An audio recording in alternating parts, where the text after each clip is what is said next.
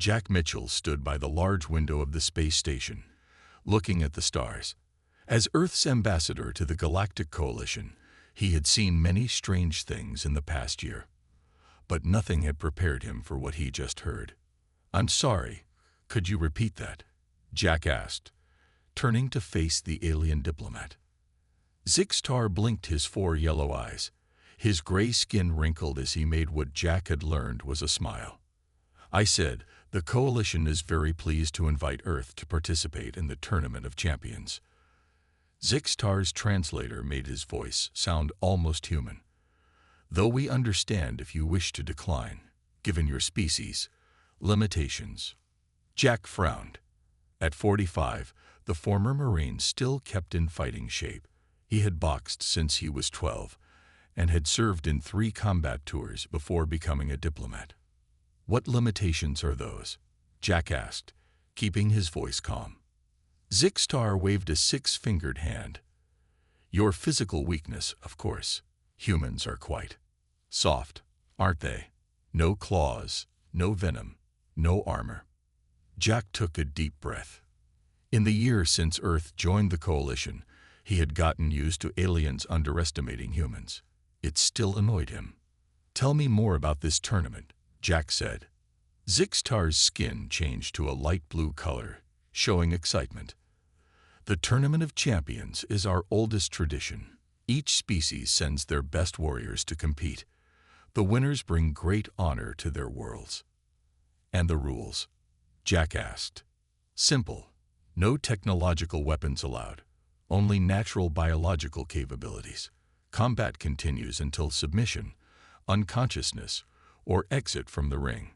Jack tried not to smile. "No weapons at all. Just what we're born with." "Precisely," Zixtar said.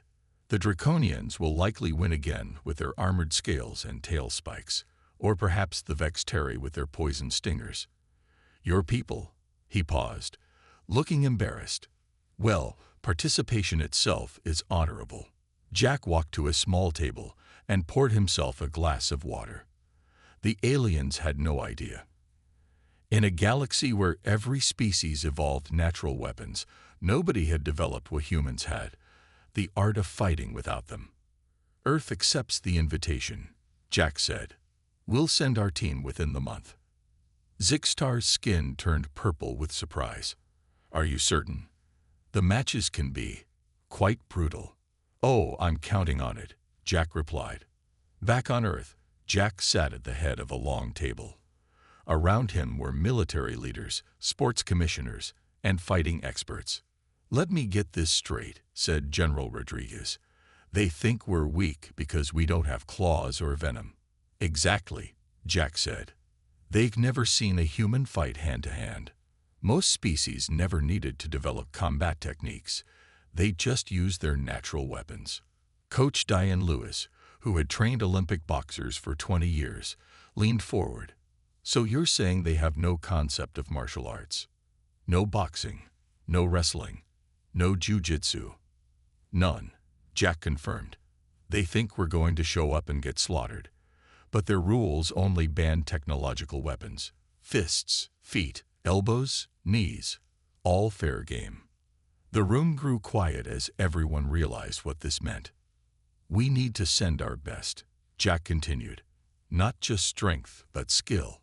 People who can adapt and think on their feet." General Rodriguez smiled.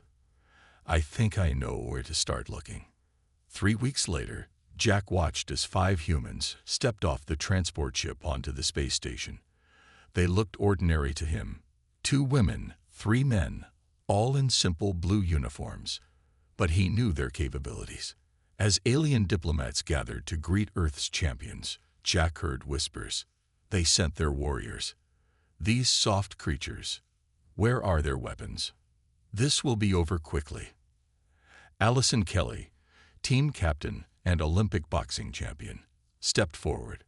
Her handshake with Zixtar was gentle, but Jack saw the alien wince slightly. "We look forward to competing," Allison said with a smile. Jack knew that smile. It was the same one he'd worn many times before walking into a boxing ring. The aliens had no idea what was coming. The training room was quiet except for the sound of fists hitting pads. Allison Kelly moved with grace as she threw combinations, her fists a blur. At 32, she was at the peak of her fighting career. Olympic gold medalist, undefeated professional, and now captain of Earth's first Tournament of Champions team. Again, she said to Sam Ortiz, who held the pads. Faster this time. Sam nodded. At 6'5" and 260 pounds, the MMA heavyweight champion was the strongest human on the team. His hands were like sledgehammers, his grip strong enough to bend metal. Across the room, Noah Freeman practiced silently. The Special Forces veteran moved like a shadow, each strike precise and deadly. Unlike Sam's power or Allison's speed, Noah's strength was stealth and surprise. Kate Patel and Liam Jackson sparred in the center ring. Kate, a Krav Maga expert, spun and kicked with amazing speed. Liam, master of 3 different karate styles, blocked and countered with perfect timing. Jack Mitchell entered the room and watched for a moment. The 5 best fighters Earth had to offer. But would it be enough? Gather around, Jack called. The team stopped and formed a circle around him. The scientists have finished studying the alien physiology reports. Dr. Chen, please explain. Dr. Lisa Chen stepped forward with a tablet. We've analyzed all 27 species competing in the tournament. They each have different natural weapons. The Draconians have armored scales and spiked tails. The Vexteri have venomous stingers. The Morzei have crushing grit strength.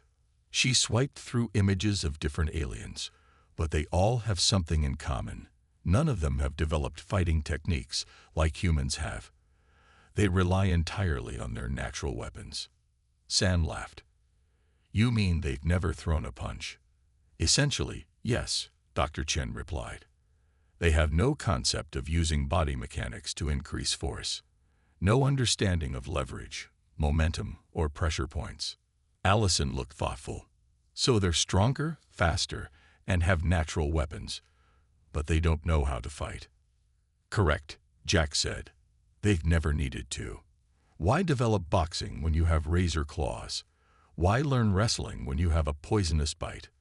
This changes everything, Kate said, eyes bright with excitement. They won't know how to defend against our techniques. Noah, usually quiet, spoke up, or they'll just tear us apart before we can use those techniques. We're still talking about creatures with natural armor and venom. The room went silent. Noah was saying what they all feared, that humans might be outmatched physically, no matter their skill. Liam stepped forward. My sensei used to say, the oak breaks in the storm while the bamboo bends and survives. We can't match their strength, but we can use it against them. Exactly. Allison nodded. We study each opponent, learn their patterns, find their weaknesses. Every creature has a weak point. Jack pulled up new images on the wall screen. These are the arena layouts. Different terrain for each match. Study them, know them better than your opponents do. The team spent hours reviewing the data, each alien species, each arena, each potential matchup. They trained in simulated environments and against robots programmed to mimic alien movements. On their final day before departure, Allison gathered the team. Tomorrow we leave for the Celestial Arena. The whole galaxy thinks we're going to fail. They think we're soft, weak, defenseless. She looked at each teammate. Let them think that. Let them underestimate us. Sam grinned. I almost feel bad for them. Don't. Noah said quietly. They wouldn't feel bad for us. Kate rolled her shoulders. First rule of Krav Maga. End the fight quickly. And definitively, Liam added. Jack watched from the doorway, feeling pride and worry in equal measure. These 5 humans were about to show the galaxy what Earth was capable of. He just hoped they would all come home alive. Get some rest, Allison told the team. Tomorrow, we make history. None of them slept much that night. Each lay awake, imagining the battles to come, wondering what waited for them among the stars. The celestial arena hung in space like a giant metal ring, orbiting a distant neutron star. It was ancient, built thousands of years before humans discovered fire. As their ship approached, the human team pressed against the viewing window. "It's enormous," Kate whispered. Sam nodded. "Bigger than any stadium on Earth." Their ship docked at one of the many ports along the outer ring. Jack led the team through the airlock into a large, brightly lit hall filled with aliens of all shapes and sizes. Some walked on 6 legs, others floated above the ground. Some had skin that changed colors, others were covered in scales or fur. A tall, thin alien with blue skin approached them. "Welcome, Earth team. I am Clefak, Arena Master. Please follow me to your quarters." As they walked through the crowded halls, aliens stopped to stare. Some pointed, others laughed. The humans heard whispers through their translation devices. "Those are the humans, so small and pink. Where are their weapons? I don't see any claws or spikes. They won't last one round." Allison kept her face calm, but Jack could see her jaw tighten. The team had expected this, but facing it was different. Their quarters were small but comfortable. 5 sleeping pods, a common area, and a training space. Screens on the walls showed other parts of the arena. "The tournament begins tomorrow," Clefak said. "There will be a welcome ceremony in 2 hours. The draw for matches will follow." After Clefak left, the team gathered in the common area. "They're not even trying to hide their opinion of us," Sam said, frowning. Noah shrugged. "Good. The more they underestimate us, the better." Jack turned on one of the screens, showing an arena map. "Let's go over this again. The main fighting area has different zones: rock, water, sand, and metal. Each match starts with both fighters in the neutral center." Liam studied the map carefully. "The rock zone could be good for us. Places to dodge, break line of sight. Avoid the water," Kate added. "Some of these species are natural swimmers. We'd be at a disadvantage." A loud knock interrupted them. Jack opened the door to find a massive reptilian alien standing there. Its scales gleamed like polished metal, and a row of spikes ran down its back and tail. "You must be the humans," it said, voice deep and rumbling. "I am Vextor, champion of the Draconians. I came to see Earth's warriors for myself." The alien looked at each human, yellow eyes narrow. "Interesting. No visible weapons at all. How do you plan to fight?" Allison stepped forward, extending her hand. "I'm Allison Kelly, team captain. We have our ways." Vextor ignored her hand. "Your species is new to the stars. Perhaps you don't understand. This is not a game. Warriors have died in the arena." "We understand perfectly," Sam said, moving to stand beside Allison. The Draconian's tail swished back and forth. "Your skin is so thin. One strike from my tail would tear it open." Noah appeared silently at Allison's other side. "Then we'll have to make sure you don't get the chance to strike." Vextor laughed, a harsh sound like stones grinding together. "Brave words from a species with no natural defenses. I look forward to our matches." After the alien left, Kate let out a breath. "Well, that was intimidating." "That was the point," Noah said. "Psychological warfare." 2 hours later, dressed in their blue team uniforms, the humans entered the great central chamber of the arena. Thousands of aliens sat in rising seats around a circular platform. 27 different species, each with their team of champions, stood on the platform. The human team stood between the towering Draconians and the insect-like Vextari, looking small and vulnerable by comparison. Clefak addressed the crowd, voice booming through speakers. "Welcome to the 495th Tournament of Champions. Today we welcome a new species to our competition, humans of Earth." The crowd murmured. Some laughed. Some called out insults. The rules remain unchanged. No technological weapons, only natural biological capabilities. Victory by submission, incapacitation, or ring out. Jack, sitting in the diplomatic section, leaned toward Zixstar. I want all human matches broadcast live across the coalition. Every world should see this. Zixtar looked confused. Why would you want everyone to see your defeat? Jack just smiled. You'll see. The first day of the tournament arrived. The human team gathered in their quarters, watching the early matches on the screens. They studied each alien fighter carefully, noting strengths and weaknesses. Sam, you're up first, Allison said, checking the match schedule. Against Grolic of the Petrans. They watched footage of Grolic's previous tournaments. The Petran was massive, with stone-like gray skin that seemed impossible to damage. In his matches, he simply let opponents attack until they tired, then crushed them with powerful arms. His skin is like rock, Kate said, frowning. How do you hurt something like that? Sam stretched his arms. You don't need to break a rock to move it. Just find the right leverage. An hour later, Sam stood in the center of the arena. The crowd was loud, most cheering for Grolic, who stood opposite him. The Petran was 8 feet tall, his gray body like a walking statue. Clefairy stood between them. Sam Ortiz of Earth versus Grolic of Petra. Begin. Grolic charged immediately, heavy footsteps shaking the arena floor.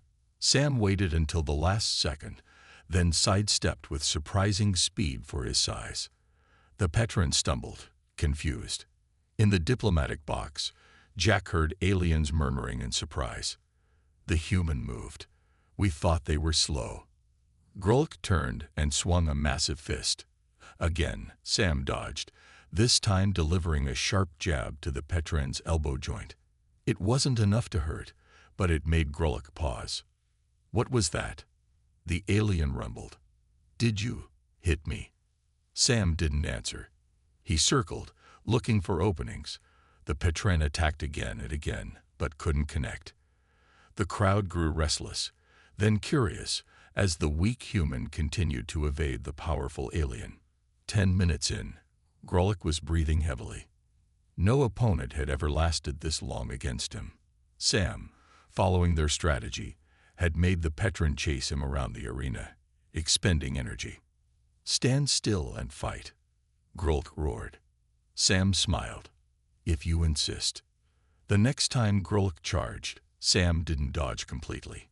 Instead, he turned his body, grabbed the Petran's arm, and used the alien's own momentum to throw him. The technique was perfect. A basic judo move executed by a master. 800 pounds of stone-like alien flew through the air and crashed down hard. The arena went silent. In their quarters, the human team cheered. Perfect. Liam shouted. Did you see that throw? Grolic stood up slowly, visibly confused.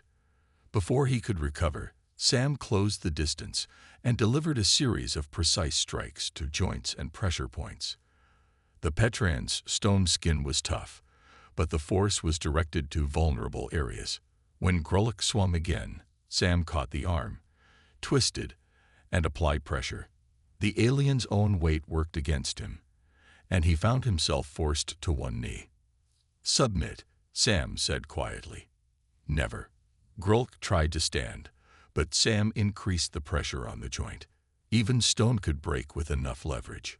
Submit, Sam repeated, or I break it. The Petran's eyes widened in shock, then pain. I submit. The crowd erupted, not in cheers, but in confused shouting. No one had ever seen a Petran defeated, especially not by a creature with no natural weapons. Clefairy's voice boomed across the arena. Victory to Sam Ortiz of Earth by submission. As Sam walked back to the team area, aliens stared in disbelief. In the diplomatic box, representatives from various worlds whispered urgently to each other. Jack couldn't hide his smile. Later that day, it was Kate's turn. Her opponent was Rilix, a siren with lightning reflexes and a venomous tail stinger. The siren moved like liquid, tail whipping through the air with deadly precision. But Kate was faster. Her Krav Maga training had prepared her for quick, efficient movements. She dodged the stinger attacks and closed distance, striking vulnerable points on the siren's body. When she finally won by forcing Rilix out of the ring, The crowd's reaction was different.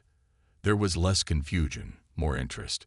Some aliens were recording the match, studying the human techniques. "Something's changing," No said, watching the crowd. "They're starting to realize what we can do." By the end of the first day, both Sam and Kate had won their matches. The tournament brackets were updated, showing the humans advancing to the next round.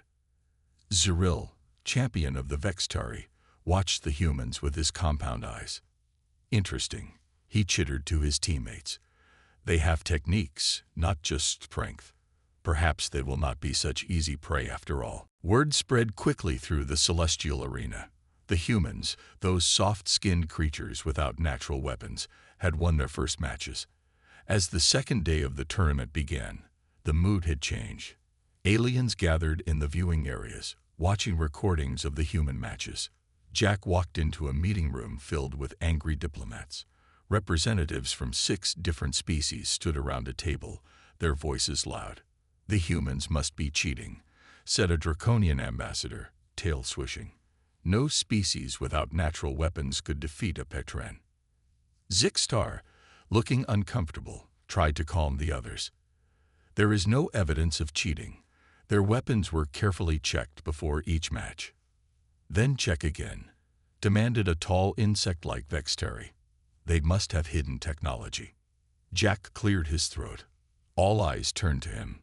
"Earth would welcome any inspection of our team," he said calmly. "We have nothing to hide." Back in the human quarters, the team was preparing for the day's matches when Arena Master Clefak arrived with a medical team. "What's going on?" Allison asked. "A full inspection," Clefak explained.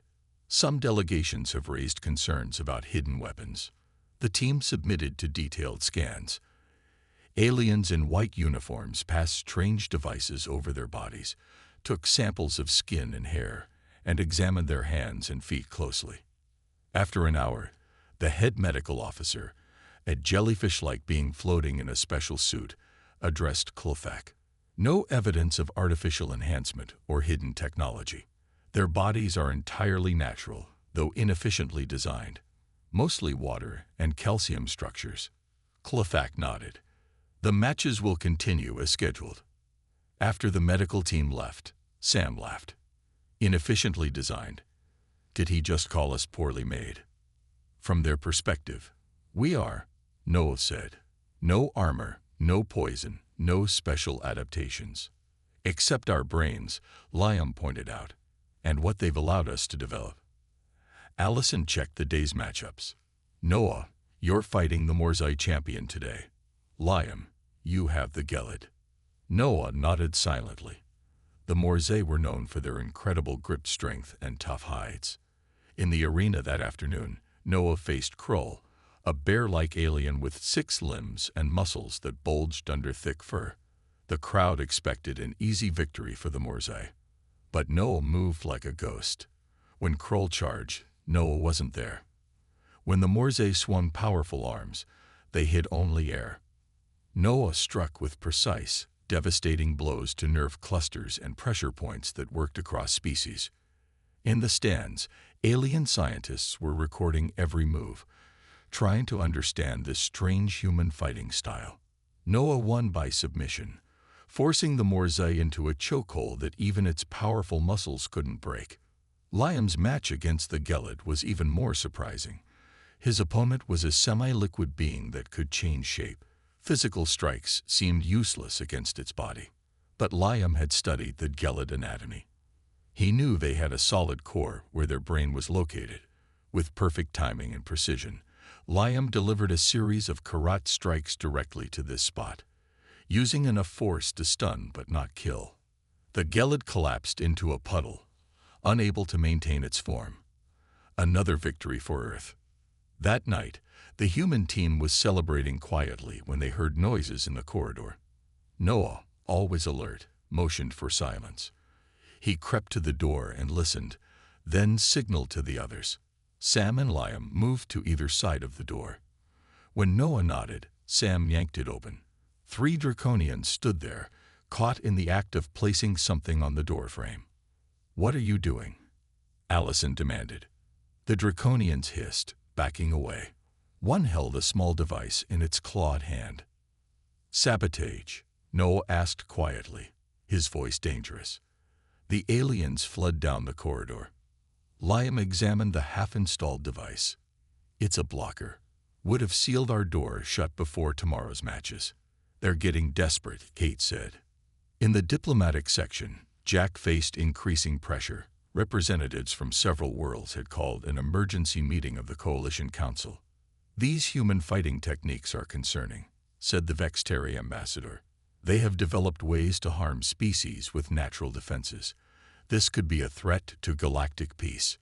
Jack stood before the council, feeling the weight of their stares. "What you call concerning, we call innovation. Humans had to develop these skills precisely because we lack natural weapons. But you hide these abilities," accused a draconian. "Your species presented itself as peaceful explorers." "We are peaceful," Jack replied, "until we're not, just like every species here." The council chambers fell silent. "Eds are higher now. They know what we can do, and they're afraid of it." The semifinals of the Tournament of Champions drew the largest audience in Coalition history.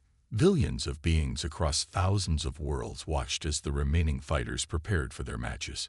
To everyone's surprise, 3 of the 8 semifinalists were human.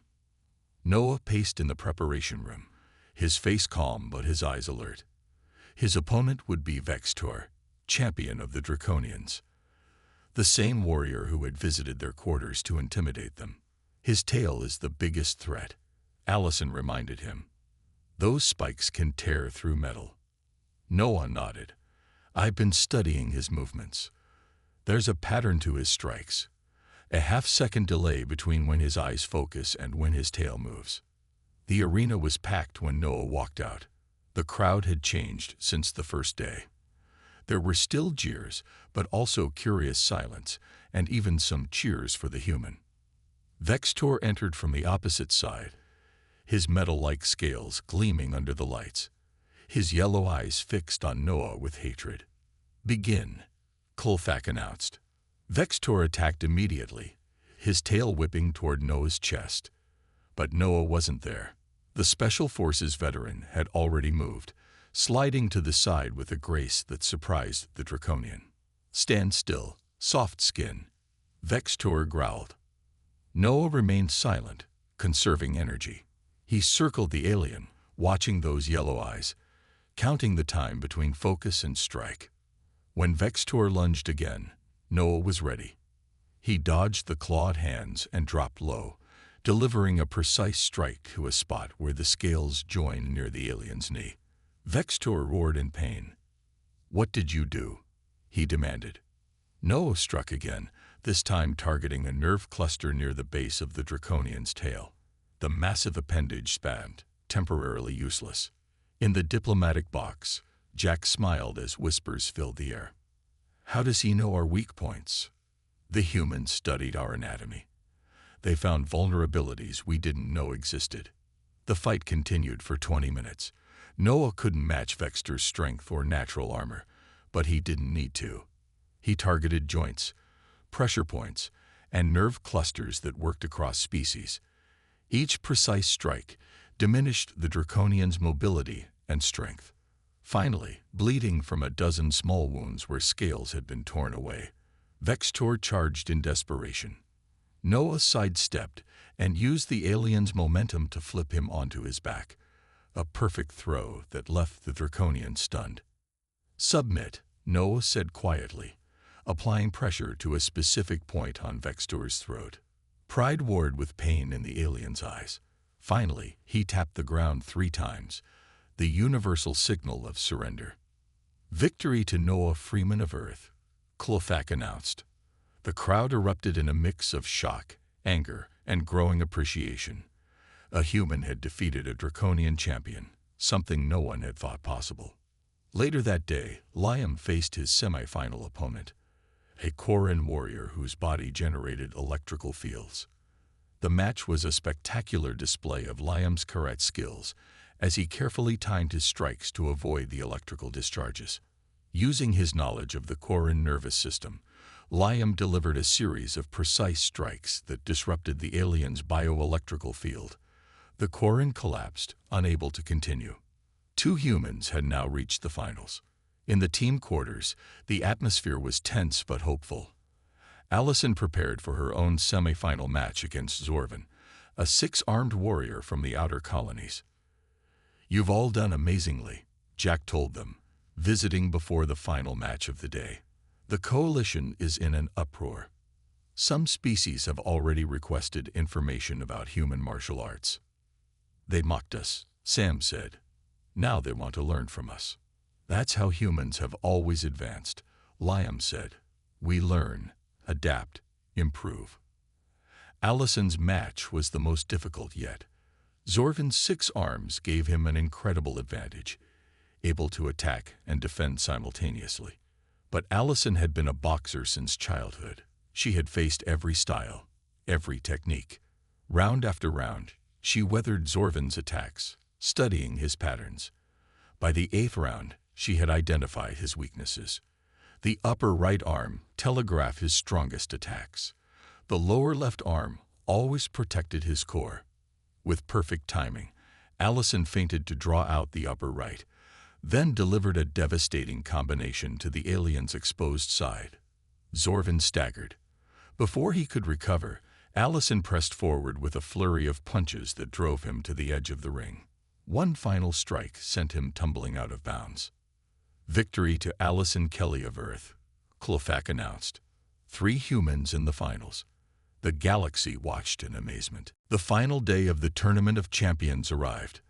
The celestial arena was filled beyond capacity. Those who couldn't get seats watched on screens throughout the station. Across the galaxy, billions tuned in to witness the most unexpected final match in tournament history. Allison Kelly of Earth versus Zyril of the Vextari. In the preparation room, the human team gathered around Allison. "His exoskeleton is strongest at the chest and back," Noah said, reviewing the data one last time. "The joints are vulnerable, especially where the limbs connect to the thorax." Sam nodded. "He's faster than anything we've faced. Those compound eyes see in almost all directions. And the mandibles are venomous," Liam added. "One bite could paralyze you." Allison wrapped her hands carefully, the ritual as familiar to her as breathing. "I've watched all his matches. He's never been hit hard enough to test that exoskeleton." Jack entered the room. "It's time. The whole galaxy is watching." Allison stood, rolling her shoulders. "Good. Let's give them a show." The arena fell silent as Allison walked to the center. Across from her, Zyril emerged. The Vextari champion stood 7 feet tall, his black exoskeleton gleaming like polished stone. 6 limbs ended in razor-sharp points, and massive mandibles clicked near his head. His compound eyes reflected Allison's image 100 times over. "Begin," Klofak announced. Zyril moved with shocking speed. Before Allison could react, he was on her, limbs striking from multiple angles. She blocked what she could, but several blows landed, driving her back. In the diplomatic box, Jack winced. The Vextari ambassador chittered with satisfaction. "Your champion will not last 5 minutes," he told Jack. "Zyril has studied her techniques." Allison circled, trying to create distance. Blood trickled from a cut on her cheek. Zyril pressed his advantage, his movements fluid and precise. When Allison tried to counterattack, her fists glanced off his hard exoskeleton. 10 minutes in, Allison was breathing hard. Bruises formed on her arms and legs. The crowd sensed the end was near. "She can't hurt him," Kate whispered in the team area. "His armor is too strong." Sam gripped the railing. "She'll find a way. She always does." Allison took another hit, staggering backward. But her eyes never left her opponent. She was learning, adapting with each exchange. Zyril had patterns. 6-limbed fighters always did. They relied on overwhelming opponents with multiple attacks. But boxers knew something other fighters didn't: how to take a hit and keep fighting. Zyril charged again. This time, instead of backing away, Allison stepped into the attack. She took a painful blow to her shoulder, but it put her inside the Vex Terry's guard. Her fist drove upward into the underside of his mandible, one of the few places not covered by thick exoskeleton. Zyril staggered for the first time. The crowd gasped. The Vex Terry recovered quickly, but something had changed. Allison had found a weakness. She began targeting the joints and connective tissue between the hard plates of exoskeleton. Each precise strike was aimed at places where the armor couldn't protect. Zyril grew more aggressive, desperate to end the fight. His attacks became less controlled, more predictable.